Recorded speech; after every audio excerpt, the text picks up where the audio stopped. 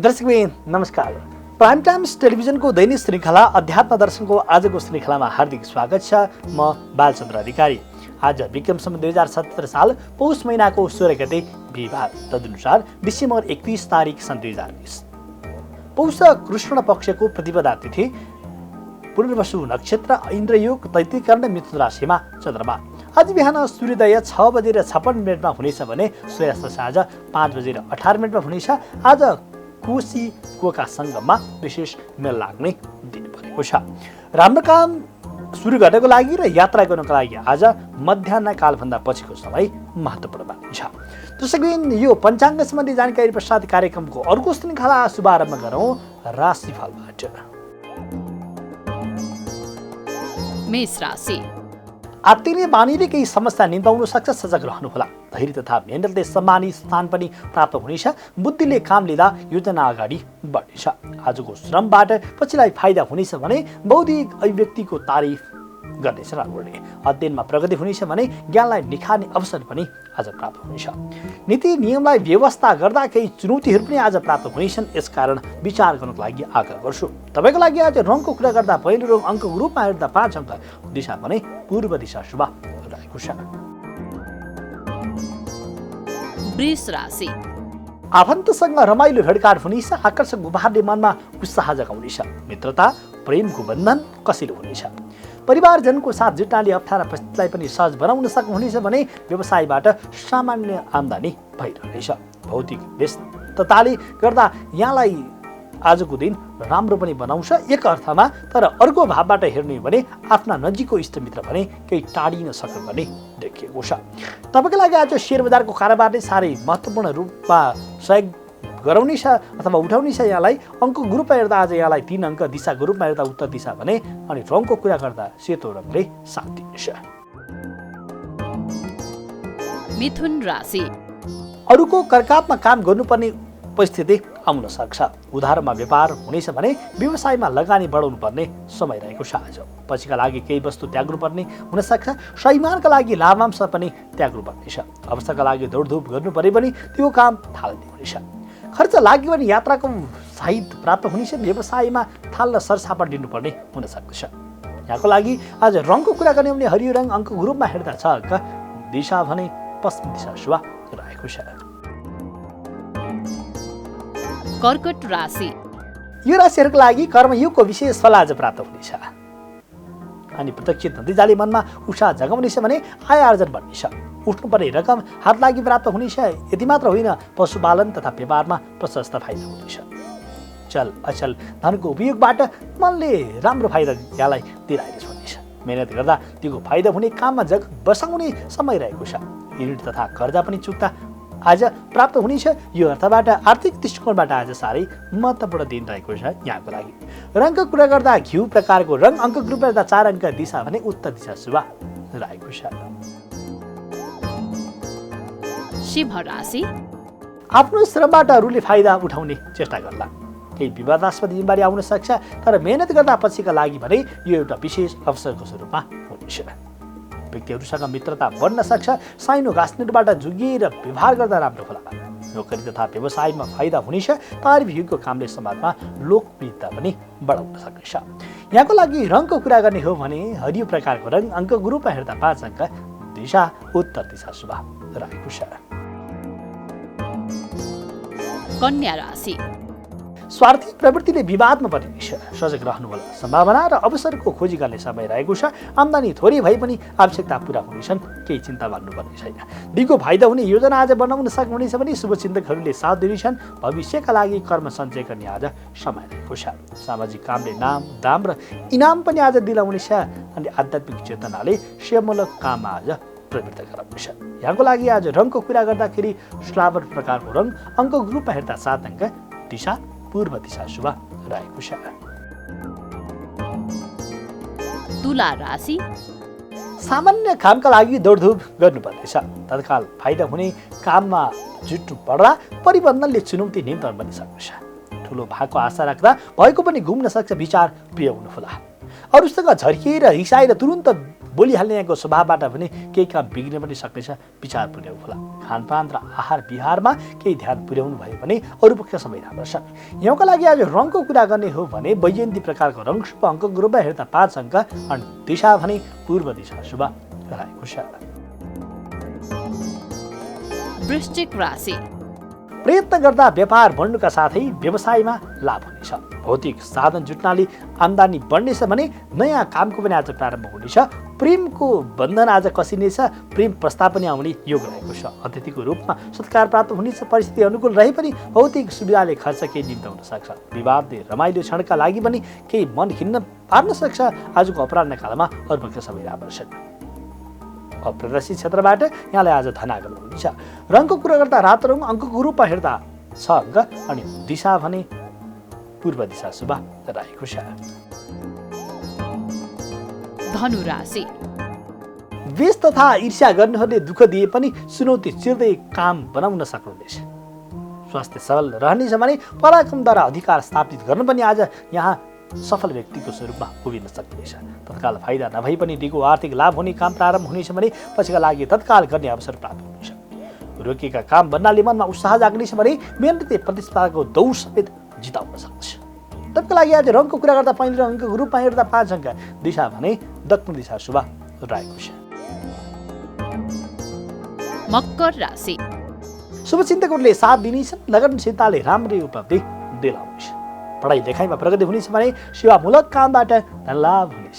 प्रतिभा प्रदर्शन गर्दै बौद्धिक प्रतिस्पर्धामा जिम्मेवारी हुनुहुनेछ। प्रयत्न गर्दा लक्ष्य लाभ हुनका साथै दिगो लाभ हुने काम प्रारम्भ हुनेछ। फाइदाको स्रोत पहिल्याउन सक्नुहुनेछ। गुरुजनको सुझाव र सन्तानको सहयोग लाभदायी हुनेछ। तपाईँको लागि रङको कुरा गर्दाखेरि आज यहाँको लागि हरियो प्रकारको रङ शुभ अङ्कको रूपमा हेर्दा 9 अङ्क अनि दिशा भने दक्षिण दिशा शुभ रहेको छ। कुम्भ राशि। परिस्थितिसँग सम्झौता गर्नुपर्ने पनि समस्या पहिल्याउन सकिनेछ। अवसर आए पनि हडबडीले काम बिग्रिन सक्छ। कुम्भ राशिहरूका लागि विवादास्पद काममा जुट्नुपर्ने पनि प्रतिफल भने आज राम्रो प्राप्त हुनेछ। मेहनतले सफलता यहाँको बिन्दुमा पुर्याएर यहाँलाई छोड्नेछ। आज भनौँ अरूको आशा नराख्ने राम्रो हुनेछ। गोपनीयतामा के ध्यान पुर्याउनु पर्ला। अरू पक्ष सबै राम्रा छन्। आफ्नो कुरा भन्नुभन्दा अगाडि 2 चोटि सोच्नु होला। तपाईँको लागि आज रङको कुरा गर्दा गुलाबी रङ शुभ अङ्कको रूपमा हेर्दा 8 अङ्क अनि दिशा उत्तर दिशा शुभ रहेको छ। मीन राशि। सहयोगीहरूले साथ नदिए पनि नियमित काम सम्पादन हुनेछन्। अरूको विश्वास जित्न केही समय लाग्नेछ भने तापनि प्रयत्न गर्दा दिगो फाइदा हुने काम आज बन्नेछ। हात लागि हुनेछ। पुरुषार्थ र द्वारा प्रतिस्पर्धीलाई पनि आज जित्न सक्नेछ। उद्योग र व्यापारमा राम्रो फाइदा हुनेछ भने गरिएका कर्मको चिट्टे प्रतिफल पनि प्राप्त हुनेछ। अलि हडबडी गर्ने यहाँको स्वभावबाट केही समस्या केही काम पनि बिग्रिने सम्भावना रहेको छ। अरू पक्ष सबै राम्रा छन्। आज यहाँको लागि रङको कुरा गर्दा पहिलो अङ्कको ग्रुपमा हेर्दा 9 अङ्क दिशा भने उत्तर दिशा शुभ रहेको छ। दर्शकवृन्द, यहाँहरूमा आज हामीले 12वटा राशिको राशिफल प्रस्तुत गर्यौँ। अब भने आजको विशेष दिनको चर्चा गर्ने बेला भएको छ। त्योभन्दा अगाडि भने छोटो विश्रामको पालो। दर्शकवृन्द, पुनः हार्दिक स्वागत छ। आजको श्रृङ्खलामा आज कोशीको मेला यानि कि कौशिकी धाम, कौशिकी क्षेत्र, सजिलो भाषामा हामी सबैले बुझ्ने गरी भन्नुपर्दा आज बराह क्षेत्रको विशेष स्थान जहाँ बराह भगवानको अहिले पनि निवास रहेको छ भन्ने गरिन्छ, त्यो ठाउँमा विशेष प्रकारको मेला लाग्ने दिन त्यो कोका कौशिकी सङ्गम साह्रै महत्त्वपूर्ण, यो पनि पितृ उद्धारको लागि। अब नेपालको परिप्रेक्ष्यमा हेर्दा विशेषतः सुनसरी जिल्ला क्षेत्रमा प्राप्त हुने कोका कौशिकी सङ्गममा गएर एकचोटि मात्रै स्नान गरियो भने समस्त पापहरू निराकरण हुन्छ भनेर धर्मशास्त्रमा व्याख्या भएको छ। अनि त्यसैले त्यो क्षेत्रको महत्त्व किन भयो त भन्ने कथा एउटा छ, यहाँहरूमा म राख्छु। यो कथा विभिन्न पुराणमा फरक फरक ढङ्गले राखेको छ। कथा के छ त सुनौ। ब्रह्माजीले जब सृष्टिको आरम्भ गर्नुभयो नि, त्यतिखेर ब्रह्माको सृष्टिको प्रसङ्गमा कश्यप नामका ऋषि प्राप्त भए। अनि कश्यप नामका ऋषिका 13वटी पत्नी थिए। दिति, अदिति, धनु, कास्ता, सुरसा, इला, यस्ता 13वटी थिए। सबैको नाम उच्चारण गरौँ। अनि जेठी दितिबाट दैत्यको जन्म भएको थियो भने माइली अदितिबाट देवताको जन्म भएको थियो। कुरा कहाँबाट सुरु हुन्छ भने एकचोटि जनमेजय नाम गरेका ती महाप्रतापी राजाकै कुलमा प्राप्त भएका सनत कुमार जो ब्रह्माजीका पहिलो छोराभित्र पर्छन्, ती सनत कुमार भगवान विष्णुको दर्शन गर्न भनेर गए वैकुण्ठ धाममा। अनि पश्चिम ढोकाबाट प्रवेश गर्नको लागि विचार गरे, जहाँ ढोका पाली थिए जय र विजय।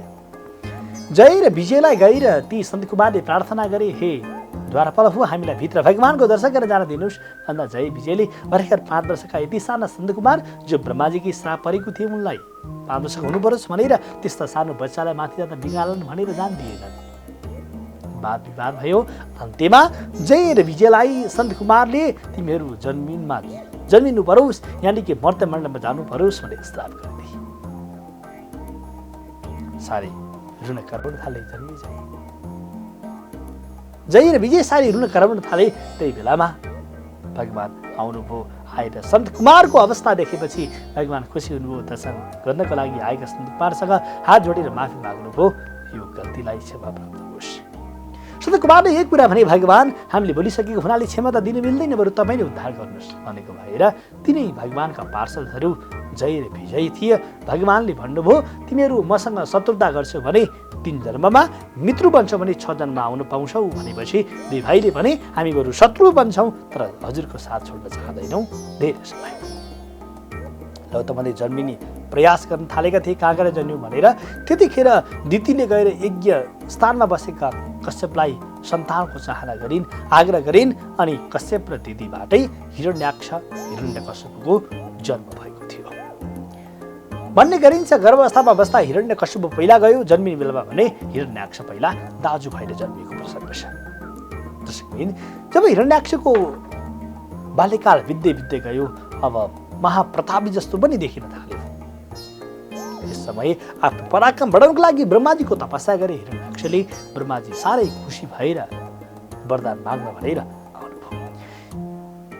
यस्तो प्रकारबाट ब्रह्मा आइसकेपछि जब हिरण्याक्षले भन्छ, म मर्दैन परोस्, ब्रह्माले भन्नुहुन्छ, बाबु म त एक दिन मर्नुपर्छ भने तिमीलाई यस्तो वरदान दिन सक्दिनँ, अरू नै कोही भयो। त्यसो भए हिरण्याक्षले भन्यो, अहिलेसम्म तपाईँको सृष्टिमा प्राप्त भएका व्यक्तिबाट कसैबाट पनि नभए हुन्छ भनेर ब्रह्मा त्यहाँबाट फर्किनु भयो। अब त हिरण्याक्ष त्यति ठुलो वरदान प्राप्त गरेपछि अब नमर्ने भयो भन्ठानेर आफ्नो भाइ इष्टमित्र बन्धु बान्धव सबैलाई भोकेर एक प्रकारको शासन गर्दै गर्दै बस्न थाल्यो। त्यही बेलामा अभिमान बढेको हुनाले गर्दा पृथ्वीलाई पनि सिरानमा राखेर शयन गर्न थाल्यो। त्यतिखेर सबै प्रकारका देवताहरू अत्यन्त प्रकारबाट दुखी भए, चिच्याई हाकार गरे, हुकार गरे, लौन भगवान दर्शन दिन आउनु पर्यो भनेपछि भगवानले पनि वराहको अवतार लिएर हिरण्याक्षसँग युद्ध गर्नुभयो। युद्धमा हिरण्याक्षको प्रान्त भयो। त्यो वराह भगवानले पृथ्वीलाई जलमा डुबाइराखेको थियो। हिरण्याक्षले जलमा भएकी पृथ्वीलाई बोकेर लिएर गएर स्थापना गरिदिनु भयो। पृथ्वीको नाम आजबाट पृथ्वी भयो, पहिला धरा भन्ने थियो। यसरी यो अर्थबाट जब हिरण्याक्षको प्राणान्त भइसकेपछि भगवान वराहले त्यो पृथ्वीलाई स्थापना गर्नुभयो। त्यसबाट समस्त जीवहरूको पुनः उत्पत्ति प्राप्त भयो। दर्शक, यो अर्थबाट हेर्दा, यो भावबाट हेर्दा भगवानको कृपा हाम्रो जीवनमा कति ठुलो रहेको छ भनेर हामी आफैले विचार गर्न सक्छौँ। दर्शकबिन, यसरी हिरण्याक्षको जब प्राणान्त भइसकेपछि अनि त्यो भगवान वराहको स्वरूपलाई देखेर ऋषिहरूले दारालाई सुरुको कल्पना गरे अनि अग्नि मुखलाई कल्पना गरे। त्यति बेलाबाट हवनको सुरु भएको भन्ने मानिन्छ, यानि कि सत्ययुगबाट। र त्यसपछि वराह भगवानको प्रार्थना गर्न आएका सम्पूर्ण चराचर प्राणीहरूले वराह भगवानलाई नै प्रार्थना गर्न थाले, राजा बन्नुपर्छ भनेर स्वीकार गर्न थाले। त्यो पक्षबाट वराह भगवानले मान्नु स्वीकार गर्नु भएन। त्यहाँबाट वराह भगवानको हिरण्याक्षका युद्ध हुँदा शरीरबाट पसिना निस्के, त्यसबाट तिलको उत्पत्ति भयो अनि रौबाट कुशको उत्पत्ति भयो भनेर धर्मशास्त्र लेखेको छ। दर्शकबिन, त्यसपछि वराह भगवान नेपालको एकमात्र कोका कौशिक सङ्गममा गएर आफ्नो पितृलाई तिल र कुश राखेर तर्पण दिनको लागि शुभारम्भ गर्नुभयो। यसकारण यो अर्थबाट भगवान वराहको निवास रहेको वराह क्षेत्र धाम, जहाँ कोका कौशिक सङ्गममा गएर एक थोपा मात्रै आफ्नो पितृहरूलाई जल अर्पण गर्छन् भने उसका सबै चाहनाहरू परिपूर्ण हुन्छन् भनेर धेरै धर्मशास्त्रले व्याख्या गरेका छन्।